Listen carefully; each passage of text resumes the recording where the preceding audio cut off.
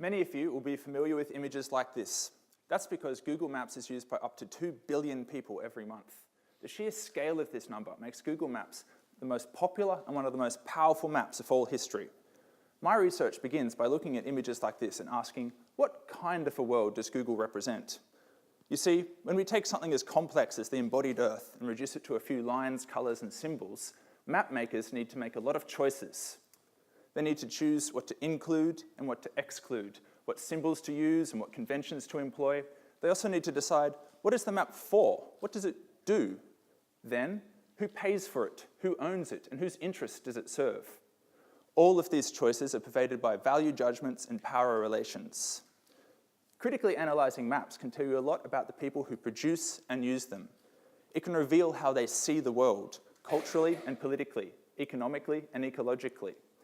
My research can be considered a critical history of technology, to use Karl Marx's phrase. It combines aspects of cultural geography, political economy, and software studies.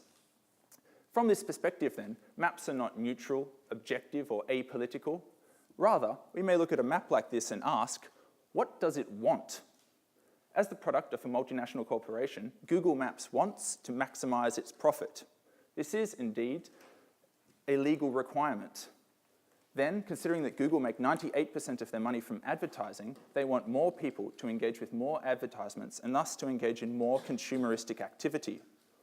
This ideological goal is literally encoded into the fabric of Google Maps, and my research goes about discovering how. When we use this map, it uses us. Through the map's algorithmic architecture, Google's spy bots are always watching. Every action one makes on it can be watched, tracked, analysed, and commodified. Google then used this surveillance data to try to subtly manipulate the map user's behaviour, encouraging practices that are more suited to the demands of capital accumulation.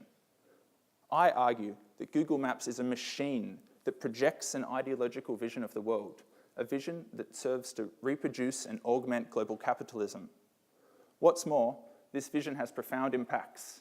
It affects the way that we imagine the world and our place in it. It also affects how we physically move through space and relate to the cities and the world around us. For these reasons, it is critically important that we understand this powerful phenomena and its implications on our world. Thank you.